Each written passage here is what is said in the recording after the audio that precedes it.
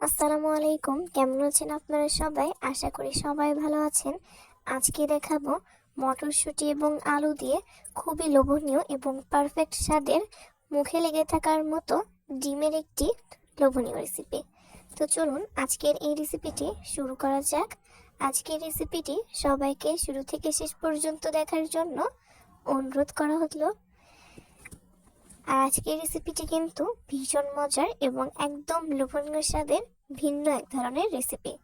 আজকের রেসিপি তৈরি করার জন্য প্রথমে আমি এখন একটা কড়াই নিয়েছি পেঁয়াজ, তার সঙ্গে নিয়েছি আদা, রসুন, তেজপাতা, এলাচ, দারচিনি আর দিয়ে দিলাম তেল। এখন এই তেল দিয়ে ভালো করে নাড়াচাড়া করে কিছুটা সময় নিয়ে এগুলোকে ভালো করে ভেজে নিতে হবে। আর আজকের রান্নায় কিন্তু এই মশলাটাই কিন্তু প্রধান মশলা। এই মশলাটা দেওয়ার কারণেই কিন্তু এই রেসিপির টেস্ট অনেক বেশি বেড়ে যাবে। এইভাবে করে কিছুটা সময় নিয়ে আমি ভালো করে এগুলোকে ভেজে নিচ্ছি। হালকা বাদামি করে ভালো করে ভেজে নিব। ভেজে নেওয়া হয়ে গেলে এখন আমি এটাকে তুলে নিচ্ছি। এখন আমি পাটায় ভালো করে তুলে নিয়েছি। আর তার সঙ্গে দিয়ে দিচ্ছি গোলমরিচ। এখানে 10-12টা পরিমাণের গোলমরিচ দিয়ে এখন আমি পানি দিয়ে এটাকে বেটে নিব। এলাচটাকে আমি ফাটিয়ে নিব আর এখানে পানি দিয়ে ভালো করে বেটে নিচ্ছি। ভালো করে বেটে নেওয়া হয়ে গেলে এখন আমি তুলে নিব। এখন যাব রান্নার আরেক প্রসেসে। সেই জন্য আমি এখন কড়াইয়ে তেল দিয়েছি। তেলটা গরম হয়ে আসা পর্যন্ত অপেক্ষা করব। যখন তেলটা গরম হয়ে আসবে তখন দিয়ে দিব হলুদের গুঁড়া আর তার সঙ্গে দিয়ে দিব লবণ। এখন আমি এখানে দিয়ে দিচ্ছি আগে থেকে সিদ্ধ করে রাখা ডিম। একে একে সিদ্ধ করে রাখা সেই ডিমগুলো আমি দিয়ে দিব। ডিমগুলো দিয়ে ভালো করে নাড়াচাড়া করে ডিমগুলোকে ভেজে নিতে হবে। ভালো করে কিছুটা সময় নিয়ে ডিমগুলোকে আমি ভেজে নিচ্ছি।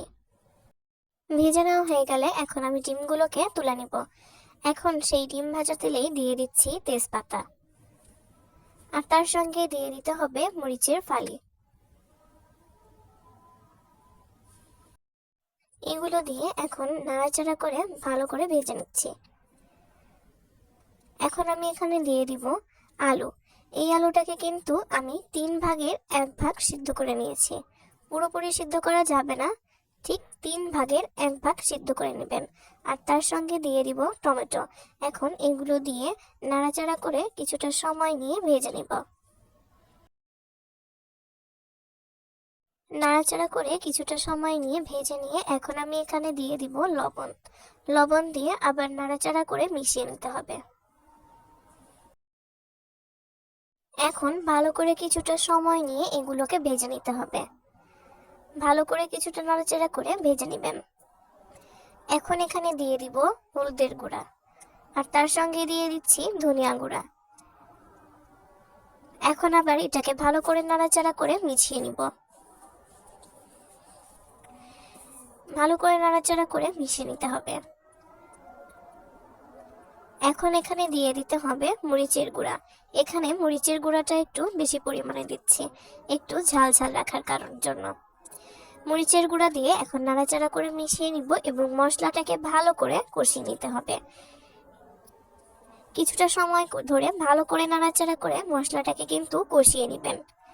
এতে করে এই রেসিপির টেস্ট সবচাইতে ভালো হবে। ভালো করে কিছুটা সময় নিয়ে কষিয়ে নিয়ে এখন এখানে দিয়ে দিচ্ছি সেই ভেজে রাখা ডিমগুলো। ডিমগুলো দিয়ে এখন আমি আবার ভালো করে এই ডিমগুলোকেও মশলাটার সঙ্গে কষিয়ে নিব। মূলত এই রেসিপিতে আপনি যত ভালো করে এইগুলোকে কষিয়ে রান্না করবেন এই রেসিপির টেস্ট কিন্তু তত বেশি মজা হবে। এইভাবে করে কিছুটা সময় নিয়ে ভালো করে নাড়াচাড়া করে কষিয়ে নিতে হবে। আর এই রেসিপিটি শুরু থেকে শেষ পর্যন্ত কিন্তু এই পর্যন্ত পানি দেওয়া হয়নি। ভালো করে আপনি যত ভালো করে মশলাটাকে কষিয়ে নেবেন টেস্ট তত ভালো হবে। তাই সময় নিয়ে ভালো করে কষিয়ে নেবেন। এখন আমি এখানে দিয়ে দিচ্ছি মটরশুঁটি। মটরশুঁটি দিয়ে আবার নাড়াচাড়া করে মিশিয়ে নিতে হবে। এই রান্নার টেস্টটা কিন্তু অনেকটাই কষানোর উপর নির্ভর করবে। যারা রান্নার ক্ষেত্রে একেবারে নতুন তারা কিন্তু চাইলে এই রেসিপিটি খুব সহজেই তৈরি করে ফেলতে পারবে। এখন আমি সেই বাটা মশলাটা দিয়ে দিব। এই বাটা মশলাটা দিয়ে এখন ভালো করে নাড়াচাড়া করে মিশিয়ে নিতে হবে। ভালো করে মিশিয়ে নেওয়া হয়ে গেলে এখন আমি এখানে অল্প একটু পানি দিয়ে দিব। পানি দিয়ে নাড়াচাড়া করে এখন মিশিয়ে নিব। যারা আমার চ্যানেলে নতুন, আপনাদের কাছে যদি আজকের এই রেসিপিটি ভালো লাগে তাহলে আমার চ্যানেলটিকে সাবস্ক্রাইব করে দিবেন, লাইক কমেন্ট শেয়ার করে দিবেন। যারা আজকের রেসিপিটি ফেসবুক পেজ থেকে দেখছেন তারা চাইলে পেজটিকে ফলো দিয়ে রাখতে পারেন। এখন আমি ঝোলের জন্য পানি দিয়ে দিয়েছি। এখন নাড়াচাড়া করে মিশিয়ে নিব। এখন ভালো করে রান্না করে নিতে হবে।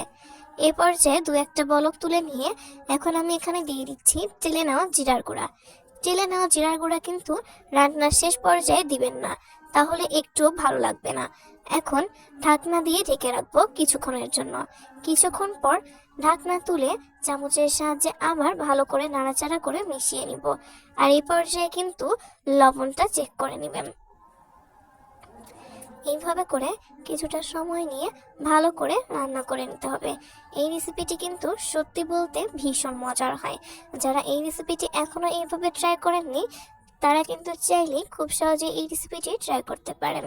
তাহলে অবশ্যই এই রেসিপিটি কিন্তু একবার হলেও ট্রাই করবেন, ভীষণ মজা লাগে। আর ট্রাই করলে অবশ্যই আপনাদের মূল্যবান মতামতের মাধ্যমে কমেন্ট করে জানাবেন আপনাদের কাছে কেমন লেগেছে। এইভাবে কিছুক্ষণ রান্না করেই কিন্তু নামিয়ে নিতে হবে। আর এই তো তৈরি হয়ে গেছে দারুণ এবং লোভনীয় স্বাদের ডিমের এই লোভনীয় দারুণ এবং লোভনীয় স্বাদের মটরশুঁটি এবং আলু দিয়ে ডিমের এই কোরমা বা এই ঝোলের রেসিপিটি আপনারা চাইলেই কিন্তু খুব সহজে বানিয়ে ফেলতে পারবেন। আপনাদের কাছে কেমন লেগেছে অবশ্যই জানাবেন। আশা করব আপনাদের কাছেও ভালো লেগেছে। নতুন কোনো ভিডিওতে খুব শীঘ্রই নতুন কোনো রেসিপি নিয়ে আপনাদের সামনে হাজির হব। সেই পর্যন্ত সবাই অনেক বেশি ভালো থাকবেন, সুস্থ থাকবেন। সবার সুস্থতা কামনা করে এই পর্যন্তই। যারা ভিডিওটি শুরু থেকে শেষ পর্যন্ত দেখেছেন তাদেরকে জানাই অসংখ্য ধন্যবাদ। সবার সুস্থতা কামনা করে এই পর্যন্তই বিদায় জানাচ্ছি। আল্লাহ হাফেজ।